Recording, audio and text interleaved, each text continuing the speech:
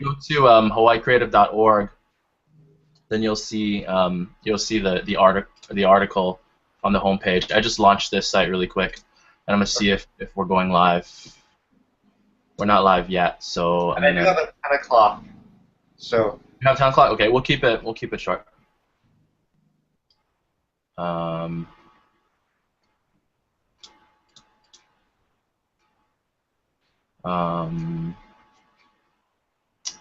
don't know exactly how this works.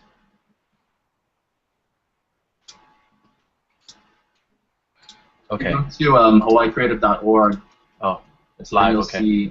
You'll see the article on the homepage. I just launched this site really quick, and I'm gonna see if we're going live. Okay, so it's live now. So we're not live yet. It's a little delayed. I do have a 10 o'clock. So okay, no, 10 o'clock. Okay, we'll keep it short. Okay, all right, John. So we're live. Thanks, everybody. Hi. Okay, thanks so much for joining me today. Hold on, I'm hearing audio from other places, so let me close that YouTube. Okay, so this is the first time we're doing this, obviously, and a lot of you, all probably 0 of you right now. Actually, yeah, there's 0 viewers, so that's probably a good thing. yeah. Just try something different.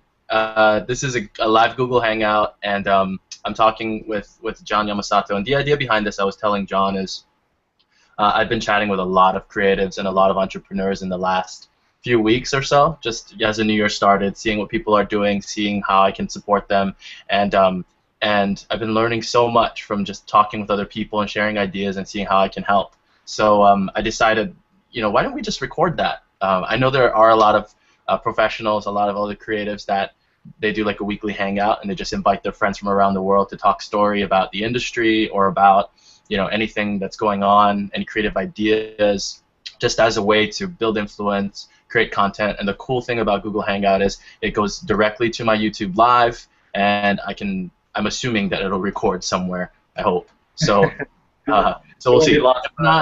If not, then oh well. We'll just do another one later. So I just put together. I'm glad I can be your guinea pig. What's that, John? I'm glad I can be your guinea pig.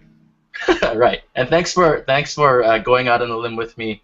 When we talked last week, it was just going to be a phone call or a meetup or something, and this was kind of cool to do it this way and create some content. And you have so much valuable knowledge and thoughts to share, so I think it would be really good for the community. Not only other aspiring musicians, but people who want to create content. I understand a little bit about building content platforms and the value of really good content. So I want to talk a little bit about that and about your show or your. Yeah, actually, I may want to pick your brain a bit.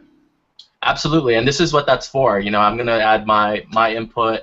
I've done a few Kickstarter campaigns as well, or at least have been a part of them from a promotion and a strategy standpoint. So I would love to learn a little bit about your experience with Kickstarter. And congrats on funding, by the way. You folks made a little over $26,000. Yep. Awesome. So we'll talk a little bit about that, and then we'll just talk about like the future of high sessions. We'll touch upon like the quality content thing, but creating content it can be really easy or it can be really tough, and a lot of times people don't really know what kind of content to create.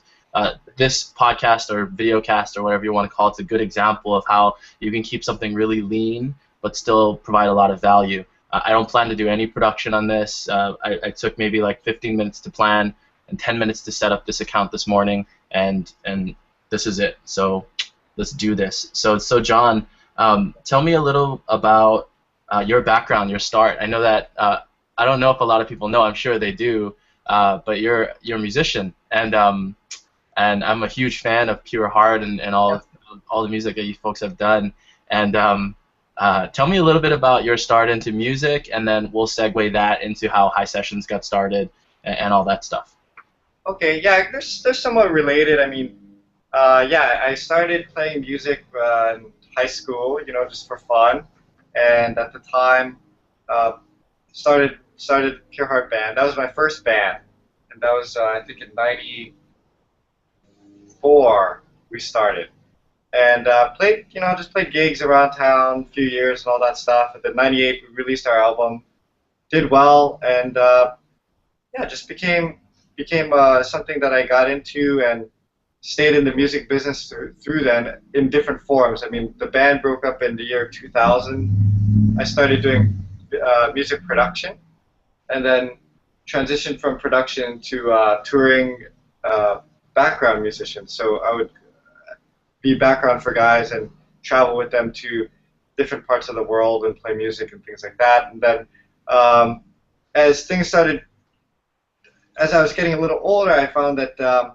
I kind of missed the old scene, of musicians and hanging out and all that stuff. And so then came up with the idea to start High Sessions. So the real, yeah, in the end, the High Sessions started because of really it was a social thing, more than a project to do some kind of monetary gain. It was more just to have fun and see friends and stuff like that. So yeah, so music, but I've done kind of everything because I've been from the performance to recording to production to producing this TV series. So kind of done a little bit of everything. Awesome. I really like what you had to say about building community, and I feel the same way about connecting with other creatives and that camaraderie. And I think in Hawaii it's interesting. There's lots of groups of very talented people, but I don't feel like we connect with each other enough. So Sure. breaking down some of those silos, and I feel like High Sessions does that in many ways in bringing other artists together that probably wouldn't have maybe anything in common other than they do music together. So I really like what you folks are doing, and I think your experience in the industry really shows through the product that you folks put out there, and I think it's really well done. I remember when you folks first launched the series, I was like, wow, this is really great quality, and Yeah. and I know just from doing video and being a creative person myself, how much it takes to go into production, and I think it's easy for people to say it's overproduced or or it's not necessary. But tell me a little about I guess the decision to really stick with quality and to emphasize that experience for the viewers, and also I think for the people who are coming on the show. Okay. I got so yeah, I can definitely talk about that because we had many conversations. But maybe later, what you can help me with is that. So before I forget, because I just want to mention this. We feel like High Sessions has been very good at producing the quality content that we've done, but we've been very poor at creating a community. we feel like we have not been able to connect with other social people that do these kind of similar kind of shows or create an audience. Actually, when we started the Kickstarter, which we'll talk about later, yeah, it was pretty apparent that we have a few very diehard fans, but most people are just kind of in passing. As far as there's no there's no depth to the show. And we've talked about that kind of in length. So maybe you can give me some thoughts about that. But Yeah. to go back to your question about well, when we started, I gotta say more to my friend Dave Kusamoto, who actually produces the show. As far as he shoots the video, yeah, I mean his team shoots the video, they edit it, they all that stuff. At that time, he was getting into video. Like he had just started. He was a web guy, had a company that did web pages and graphic design and stuff like that, and wanted to transition into video. So when I came to him with this idea, it was his intention to use this as a platform to show people what he could do from a video standpoint. So he was really the one who wanted to create content that was really, from a video perspective, really well done. The sound is just, from me being a musician, I know that when you go on television or when you go on, well, I don't know what web stuff, but for sure television, the sound typically is horrible.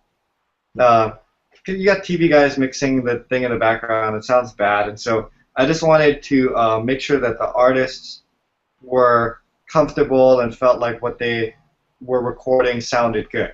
Because I've been there, and this thing is going to live on YouTube forever. You want it to look good and sound good. Right. Right. That's what that kind of thing. Yeah.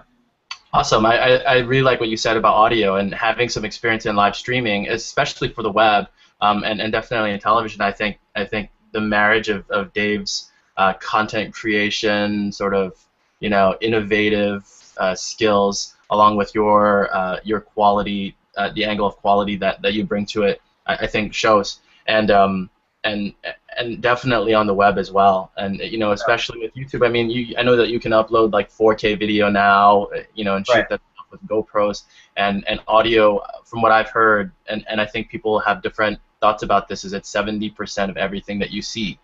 So while picture is important, if the audio isn't clean, it's gonna feel like the picture isn't well lit. So it's Oh, I see. a really That's interesting thought when you think about audio, and not a lot of people think about having clean audio before it looks good. So Yeah, we spend a lot of time on audio. It is a big time suck out of the production. I mean, if we didn't have to do that, we could get these videos out. So usually when people shoot, we shoot and it's about 3 months delay before the actual thing airs. So a lot of that has to do with getting it mixed and all that stuff.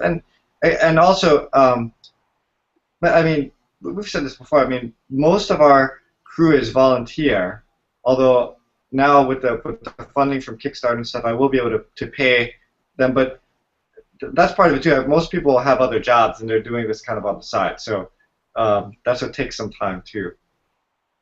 no, Yeah. yeah, definitely. Um, Obviously, I think. I mean, how are you folks sort of paying for all of this? Is everyone just kind of contributing as a way to um, to do something fun with other people that they love? What kind of business model do you have behind it just to sustain it? And Yeah. and tell me about that. Well, okay. So business. The part about the business model is funny because this was never intended to be a business. It was really, again, my attempt to still see musical friends that I typically would see at gigs, but since I didn't gig anymore, I wouldn't hang out with them.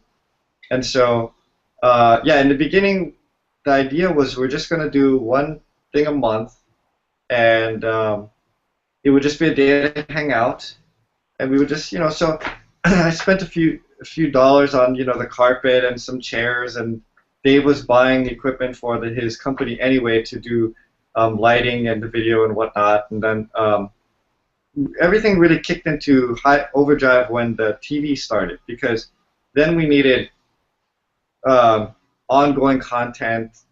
We needed content on a time schedule, and that became where, okay, now we got to think of this like a business, because we're getting funding from sponsors and things like that to put out this product and to put it out in a time frame that everybody wants it. And so, yeah, High Session so far has been in the red every year we've done it, and it's been something that I've been putting my own funds into for the past few years to make sure everybody gets something, as far as some compensation for the work they've done.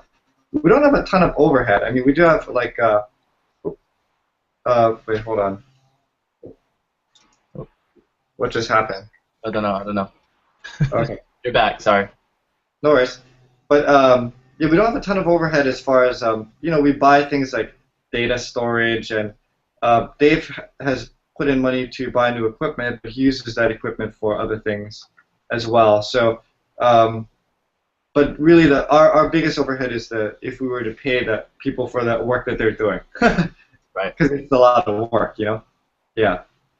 No, yeah, for sure. And I actually really like what you have to say about the whole building community thing, and just doing something that you love. From my experience, and I posted this on my Facebook a couple of days ago, any venture that I've done just as purely just to create value have been the ones that have really taken off, just to do something good that I love. Whenever I've taken on a job, or whenever I've done something sort of against my will or for the money, those have always been the ones that are really difficult.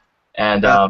and I feel like, and a lot of people I think share the same thought, is that the money will always follow. It's the byproduct of doing something that you love and that you're passionate about.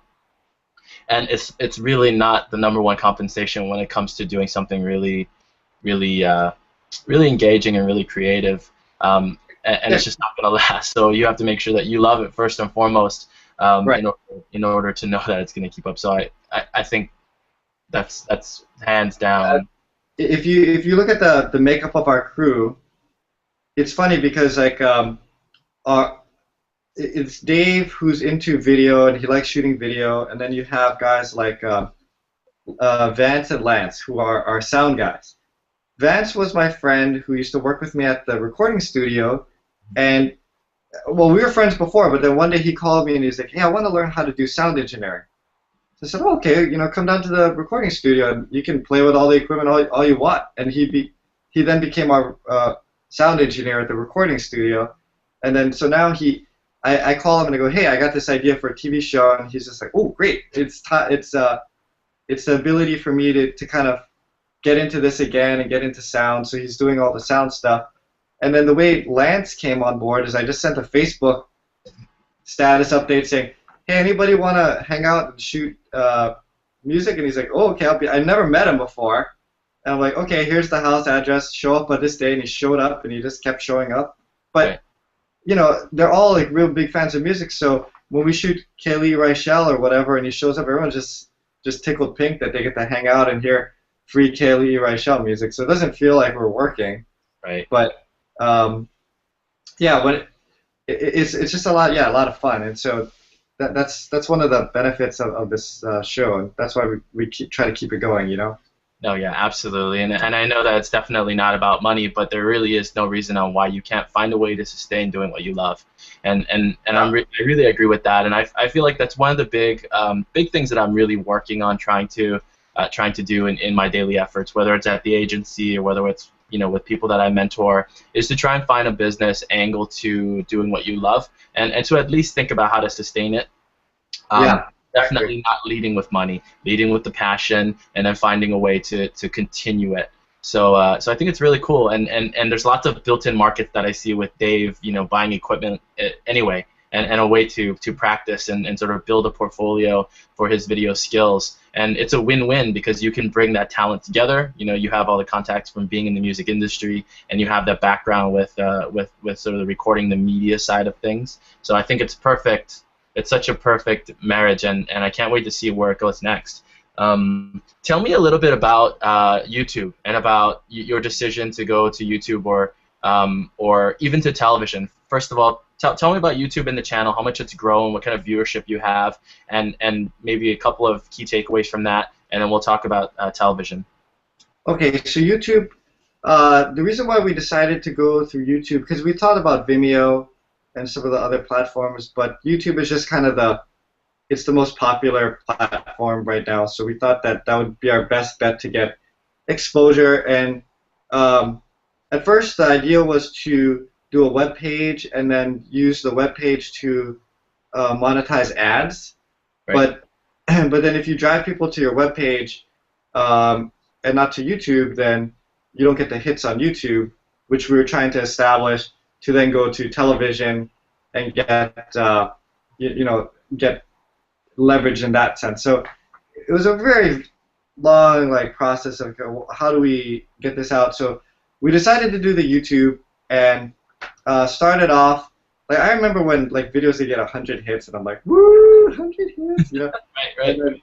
And then I would post and when they get 500 hits and then 1,000 hits, but not I would post. But yeah, so it was funny because when we started, everyone told us for YouTube, they said that it takes 3 years for your content. You got to continually post content for 3 years, and then you'll start to see some gains. And I mean, it was exactly 3 years. We started in 2011, and it was 2014 is when you really see the line start going up. The chart thing. Sure. Mm-hmm. So now we get about 500,000 hits a month. It's kind of fluctuated, and it's gone up.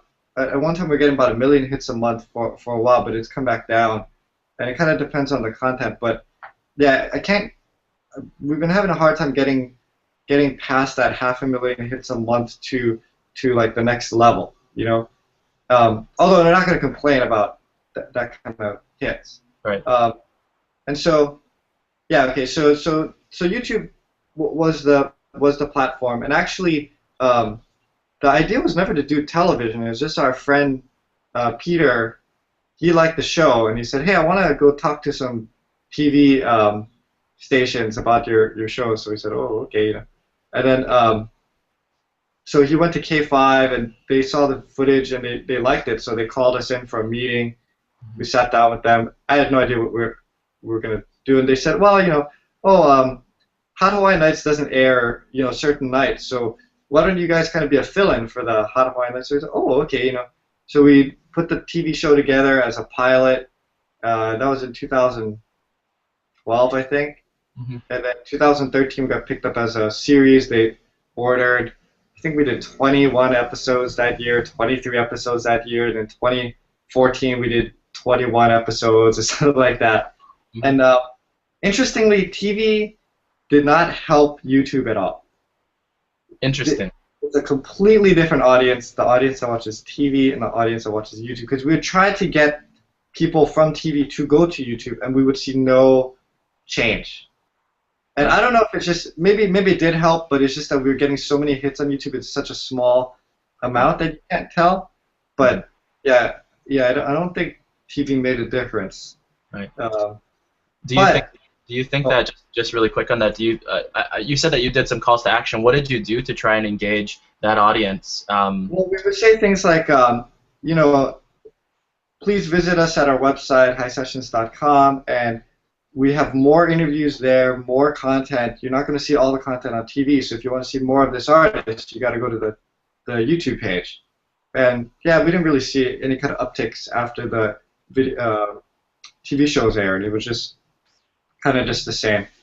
And so let me tell you a little bit about YouTube, because it's been a crash course for me because I had no experience with this before. Content is great, good content is great, but that does not necessarily translate into hits. There are videos that look horrible that get way more hits than our show gets. Okay. So if you just want hits, I don't think you have to have the high quality video and audio, but on an ongoing basis, if you want to establish a brand, you have to have some kind of look, right? And so I think that's what we've been able to do with our videos. Okay, wait, shoot, I lost my train of thought. I was going to talk about YouTube. Oh, yeah, so our show, okay, so this is the part that I wanted to talk to you about. So our show is just basically videos, right? Right. And most of our traffic comes from people going to see Mike Love. They type in Mike Love or something, or they're watching some kind of video, and then in that, suggestions thing that comes down, they see another Mike Love video, and it's our video, and they click on that. Okay. So most of the people that come to our site are not engaged with High Sessions as a show, but they've somehow managed to find this video of this artist, and they've come there, and then they kind of get wrapped into the other videos. But yeah, I don't feel like we've done a good job in creating some kind of theme or ongoing presence so that people come back to our show specifically because they want to see something that has to do with High Sessions, the show, and not Mike Love or Ashley Lily Noy or Kimi A. Minor or whatever. Right. You know what I'm saying? Yeah, I think YouTube in itself is its own ecosystem, and I feel like a lot of the really top YouTubers, and maybe we can talk to someone like Mylan or maybe we can get another YouTuber on here, Ryan Higa or something. That would be cool to just talk about how they built it, because I feel like they don't really have the infrastructure from a web standpoint. They just sort of went on and created really great content, and everything they do just lives on YouTube. The way that people find them, it's all organic. Or they've heard about it from someone and then they go to YouTube and search it, or they'll search for the say a video type YouTube and find it through Google. So that's a really interesting thing. I think for me, I like to over-engineer things a lot. So I feel like I need to have Twitter, Facebook. I need to have a website. I need to have all these other platforms in order to ensure my success when most of those views are just coming from YouTube. So that's really interesting. It's something that I think we can talk a little bit more about. Yeah. So, and because we do have a Facebook, we do have a High Sessions Instagram and stuff like that, but just right now we don't have the manpower to man all of those social platforms on an ongoing, regular basis. So that's the part that I think if we had someone that was constantly uploading, like once a day photos for Instagram and once a day posts for Twitter. And, I do the Facebook for high sessions, and it's just, uploading the videos and stuff like that. But if there was an ongoing thing where people could interact more, there was a little bit more of a community around high sessions, I think we could do a lot better.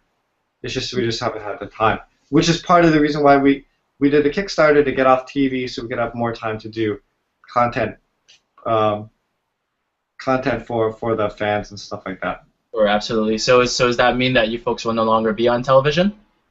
No, well, okay, so originally the idea was, okay, so toward the end of last year, I was talking to Dave, and we were talking about television, and, I spent a lot of money again this 2014 on the show, and my wife, she kind of was getting on my case saying that, I don't mind you spending money because we have the money to spend, but I don't see you enjoying this anymore. It's becoming kind of when you talk about it, you're complaining about it all the time. So if you're going to complain about it, I don't want you spending the money, So I was talking to Dave, and I was telling him, well, the parts that really are the not fun parts all have to do with television, and not specifically K5, because every time I do these interviews, I want to be clear that K5 has been great. We've been loving working with that, but it's more you got to get closed captioning for everything that ever goes up on television. So every video, you have to have the lyrics, you have to have the for when Skylar does all of her talking, you have to have all of that written down. You have to do scripts. We have to shoot Skylar and for all the promos. We have to get corporate sponsorships. So I'm meeting with businesses, trying to pitch high sessions of why they should advertise on our show and all that kind of stuff. And I found that TV advertising nowadays is very difficult to get sponsors. It's not the same. People want more of a shotgun approach to advertising rather than specific commercials on one show. And so so the idea was to Dave, well, if we don't do television, the production cost is lower, and so maybe we can fund our project online. We do have we're getting money now from YouTube ads and things like that, and so we thought, okay, if we continue to produce good content and we can get some money as a seed fund, there are other avenues that we can try to fund ourselves online, and if we can do that, then we don't have to do all the TV stuff. With that being said, K5 came back to us and said, hey, we want to just kind of keep this on the air, and so we did work out something this year where we are going to produce a few specials for K5, and then in the meantime, they are going to run our previous year's shows again. And who knows, we may go back to television next year.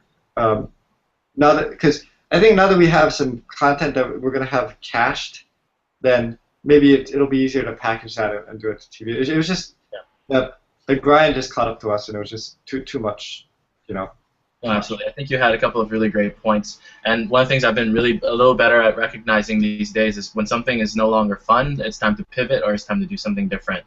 And the last few years of doing business, I've really recognized the parts that I'm good at and the parts that I'm passionate about, and trying to really clearly define those parts. So if I feel like it's something that's vital in the lifespan of a product, then I'll try and find someone else that I can align with that's really passionate about that part. So maybe having like a television arm, because you're sort of doing it all right now, right? If you could focus really on just evangelizing the community and really telling your story about why you're passionate about something, you have a team for online, you have a team for that takes care of television stuff, then you'll be able to sort of still love it. And there are people out there that are passionate about the stuff that you hate. So I've always tried to sort of recognize and align with other people that I can bring on, give up some of that control, and let them in on it, and sort of let them run with what they do best and what they love doing. So I think I think that's something really, really good to recognize, and I think it's awesome that you recognize that. And I think it's awesome. In 2015, I've really been focusing a lot on product. Over the past 12 years in the industry, I've built, DVDs. I have a couple of domain names. I have other things that I've built. But have I optimized that product? Is there another way to market it, or based on the intellectual property that I've built and put so much time into, how can I package it differently? What kind of audience am I reaching? that I'll be able to create another profit center. So I think what you folks have built with this library of how many episodes have you folks shot in the last Well, we're on our 70. We're in the 70s as far as episodes go. We have like 300 something videos. And so yeah, we have a big library. The thing that's a little bit different about us though too was that we do have the artist signed an agreement about the rights of the video and stuff like that because we needed that in order to put it on television. But my philosophy was always that the artist should have say in what happens to their videos, and so whenever we do any kind of project, because we did do a CD and we have done other things, and I always go back to the artist and make sure that they're cool with it before we do anything else besides just post it on YouTube. So like one of the things that has been a big project that has not gotten underway is that we've had multiple requests of people to buy the audio. People want to buy the songs online, and I'm not going to release those things unless the artists sign off on it. So we have to go back to everybody and get another sign off and work out some kind of deal where everyone feels good about any money that's made off it. But we just didn't have the time because we're constantly doing television stuff, So that's one of those things that we have all of the stuff. I mean, we have all the data or the audio, so it's just a matter of uploading it, making an iTunes station or whatever, and then people can download it off there. But no one's had the time, so that could be a source of revenue. Yeah. We could repackage. We could do DVDs. We've talked to people in Japan. They want to do like high session specials up there, kind of stuff. So all kind of things that sound like fun projects and great projects, but just currently did not have the time to do. I was doing other things too. Yeah, I'm really happy that you folks recognize that. I'm not going to call it a time suck, but I think it's optimizing your resources.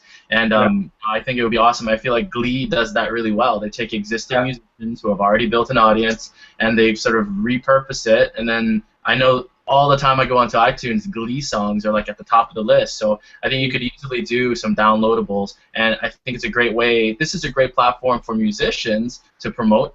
So I'm sure that you've gotten a lot of buy-in because of the quality of the content. I mean, it's almost sort of a free music video when you think about it. So I feel like there's lots of value there for the artist. And I feel like a few compilation products would be a really good approach.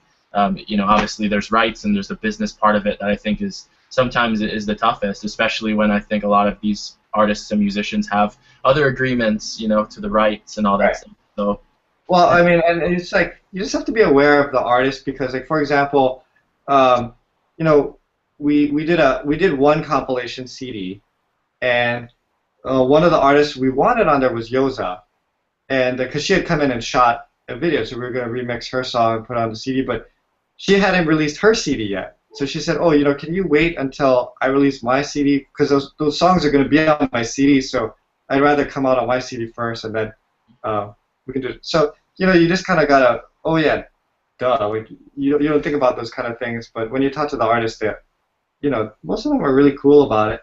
And yeah, the whole idea of this show was, it's fun for us, but at the same time for the artist, to put a production together like that, it's going to be a couple $1,000s for one day of shooting. So they get that for free, and they can use the videos for whatever they want and all that kind of stuff. So that was a trade-off. Yeah, you come in for free, so we're not paying the artist to come in, but you're getting this product essentially that you can use.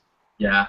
Yeah, absolutely. One of the things I've spent a lot of time doing with any deal that I make is aligning values. And it was probably this time last year I was on this thing about value for value. When you think about it, what a sale is you're basically aligning something that you have with someone who has a perceived value for that thing, whether it's a product. I could be selling this apple, right? If this apple is worth $10 to a certain person, then as long as I can find and connect to that market, I should be able to get what I feel that this apple is worth. So when you can align values with other people, in this case your artists, I think it creates a really great win-win, and it's all in the effort to build something really great, which I think is awesome. A funny story about Yoza, I actually went to high school with Yoza, and I was in brown bags with Yoza, and it's actually a really funny experience. Maybe we could talk about it later. But she's come such a long way, and it's so awesome to see her doing what she loves.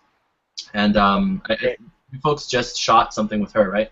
Yeah, we shot. So she was one of our first. I think she was like our third act that came in, and so it's been 4 years since we last shot her. So it was like, hey, come on in again. And she did something with Aiden James recently, so we wanted to capture that. She came in, did a great job, and so yeah, so hopefully we'll have that up yeah, in like 3 months. Right.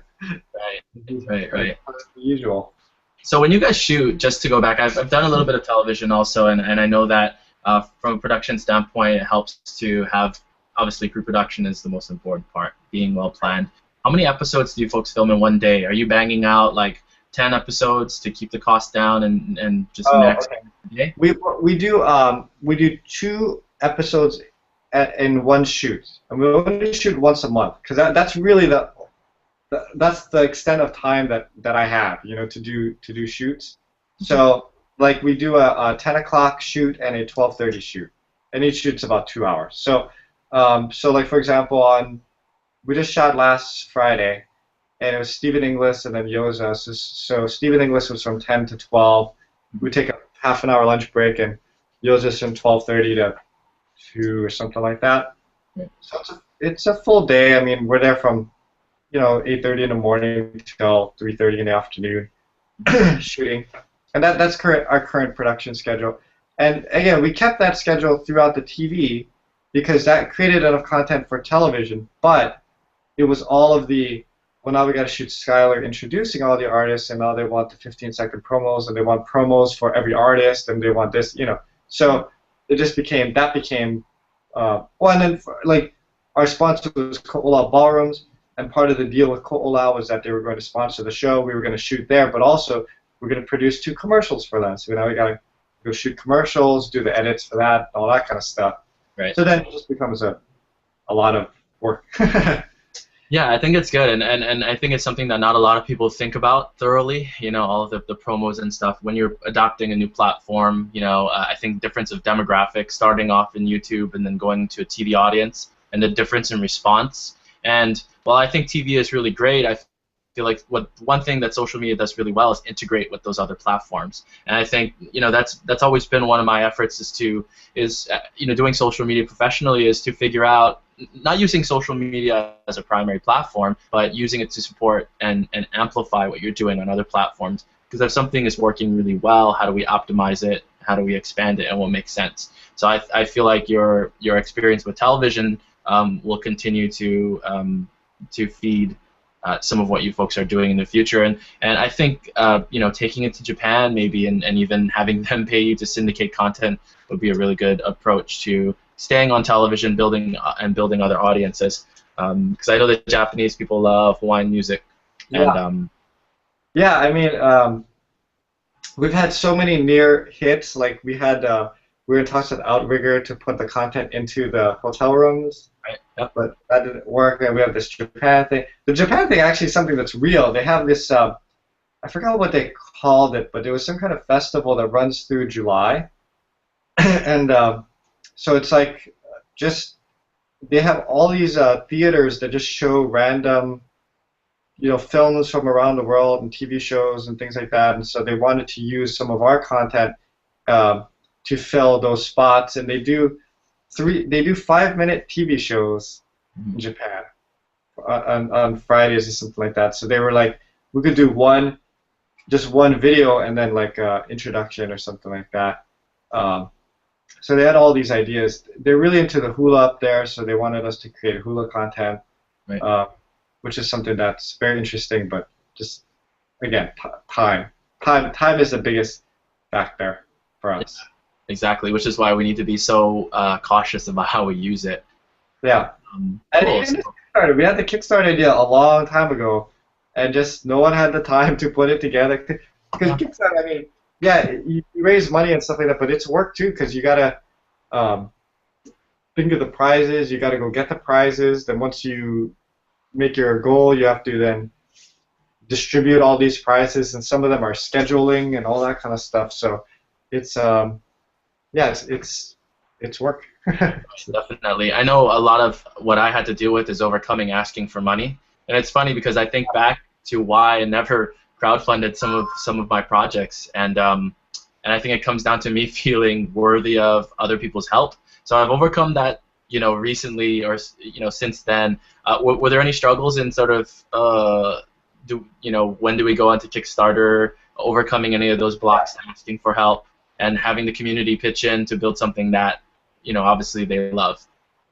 Yeah, the Kickstarter, yeah, we learned a lot. That was my first Kickstarter, and my only reference was like friends like Justin Young and stuff had done Kickstarters for their albums and things like that. So, so definitely learned some lessons.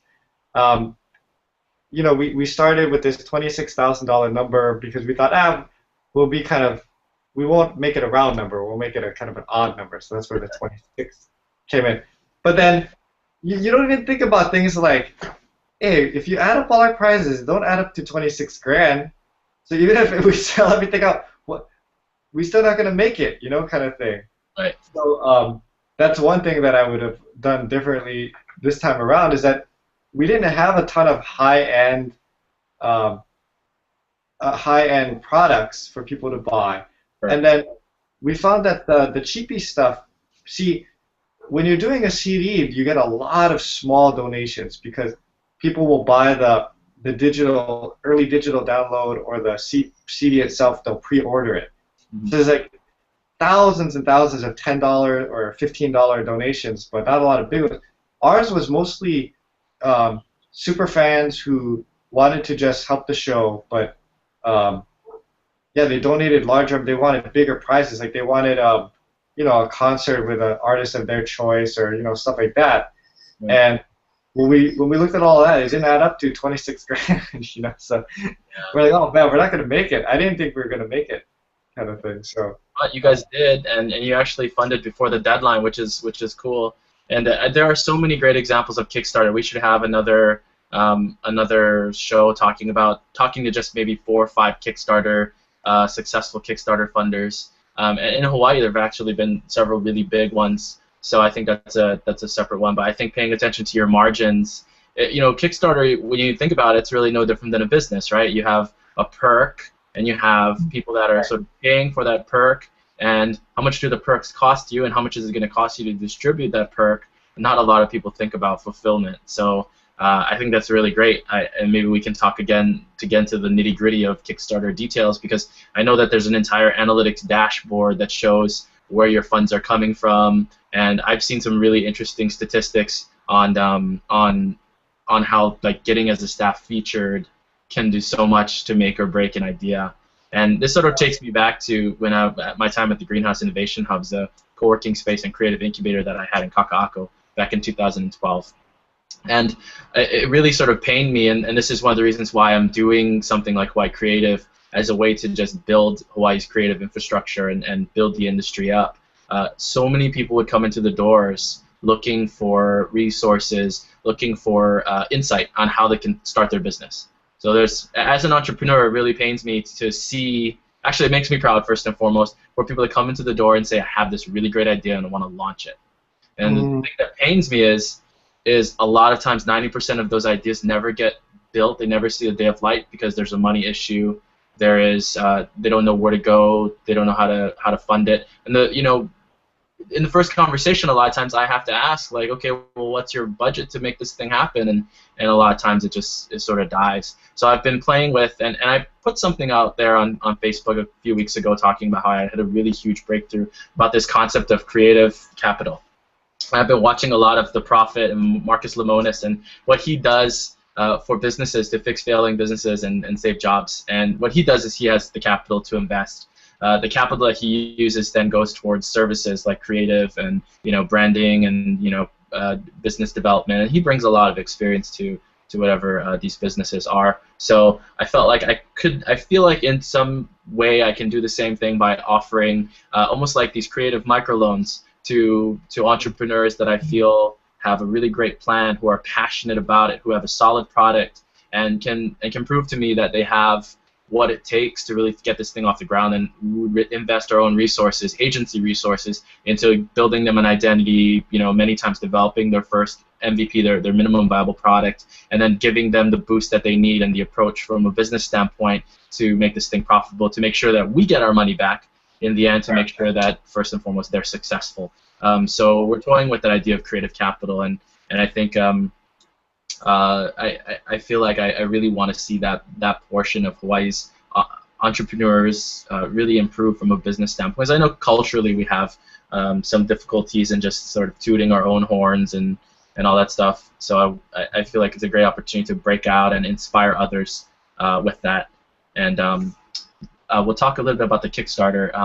What were, like, say, two or three of your takes? I know you talked about it, but 2 or 3 lessons from Kickstarter that you learned that someone else who's watching that wants to start a Kickstarter, or other professionals who are watching now could really learn from?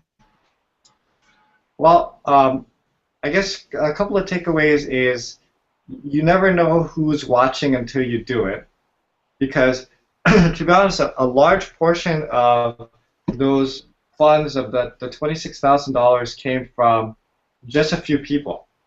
And it was people we had no idea even who they were, but just were really big fans of the show and just happened to have the capital to want to continue. We tried to not make it so obvious, but really the message in this thing really was that if we didn't hit this goal, this was going to be it for us. We were going to just release the last few videos, and then that was it. We were going to just leave it be from there on. But we didn't want to be that negative, So when we went on with the ad, it was like, hey, we're so anyway, so it worked out. But yeah, I guess the one thing that I took away was, wow, I didn't realize that there were people that really cared about this product and really wanted it to succeed. So that was nice to see. The other thing, again, that I would say is you got to kind of back into it, because if I had to do it again, I don't think we would have set our goal so high, because when you add up all the things, it didn't add up to. We had to keep adding prizes, over time, because we had to try to create more things for people to buy, because there were people who wanted to donate, but there was no prizes, but they wanted a prize, Yeah, they wanted a takeaway for sure.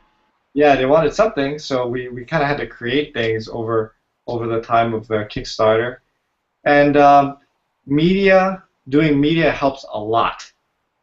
We didn't do any media. We just did Facebook. Well, I shouldn't say any, but I did a radio show on the Filipino station, or the multicultural station, because like Filipino, Spanish, and all that stuff. And as I'm sitting there, I'm talking about it, that people are donating. Like, so I see the thing going up, and I'm going, wow, this is just on the it's not a huge listenership on this station, but people have done.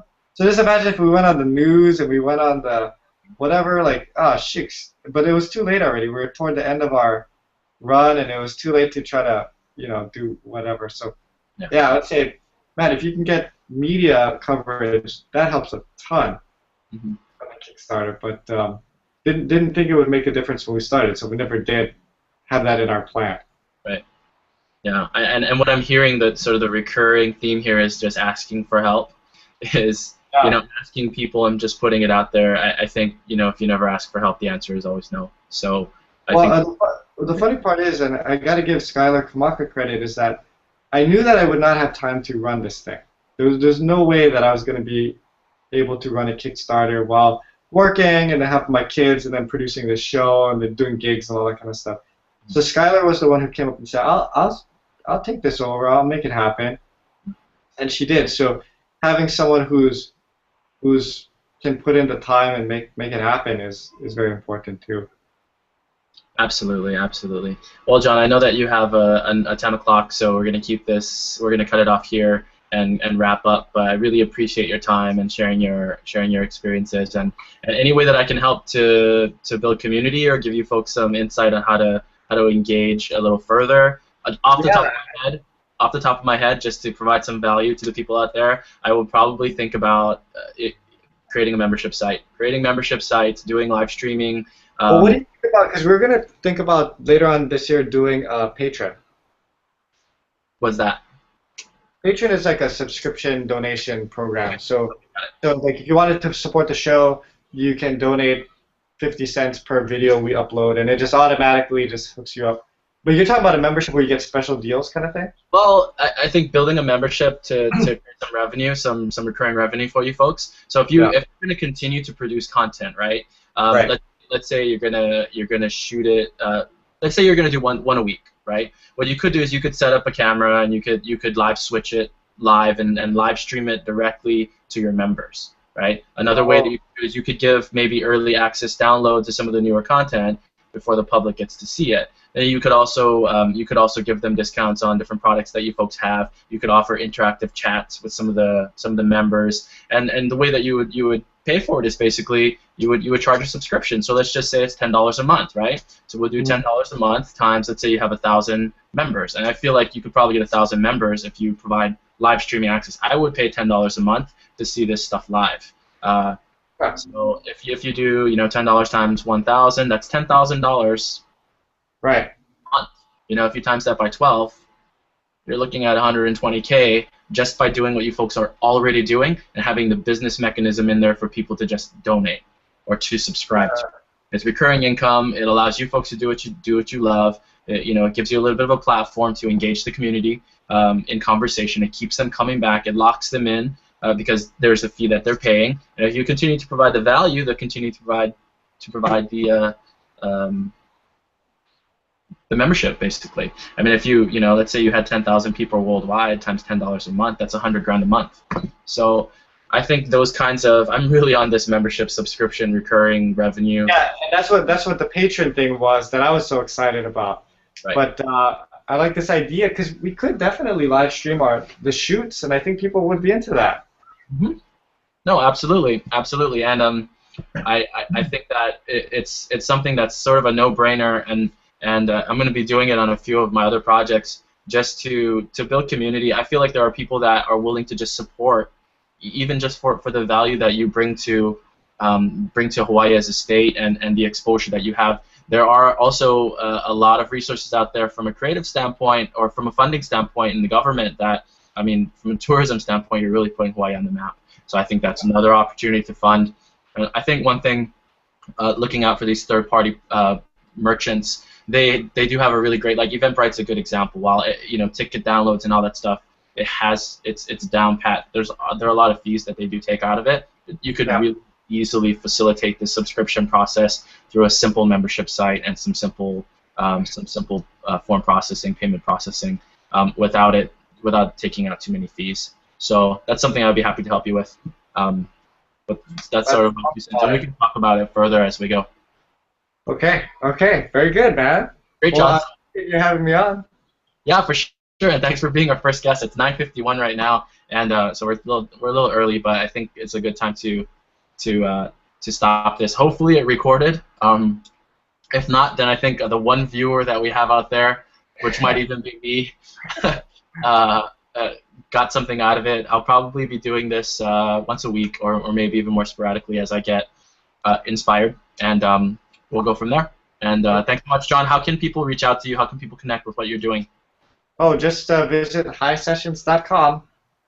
That's the easiest way to get a hold of us. Okay, and then Facebook, Twitter, and are you on Facebook, Twitter, Instagram, and what's your YouTube channel? Oh, our YouTube is just YouTube/highsessions, but if people want to get me directly, they can just email me at jonyamasato@yahoo.com. Just my name. It's easy. Or just Google me, because for the real estate, I have all my information up on the web anyway. Okay, yeah, maybe we can talk. Actually, we will talk about real estate because I'm actually releasing something in a couple weeks for real estate agents, and I want your buy-in and support there. Oh, okay. I'll go ahead and I'll put this up in the article that I launched today on hawaiicreative.org, and go from there. Hopefully, we see some kind of response for this thing. Please keep doing what you're doing to put Hawaii on the map and to really just do what you love. And I wish you luck. Thanks so much, man. All Have right. a good day. Catch you later. Bye.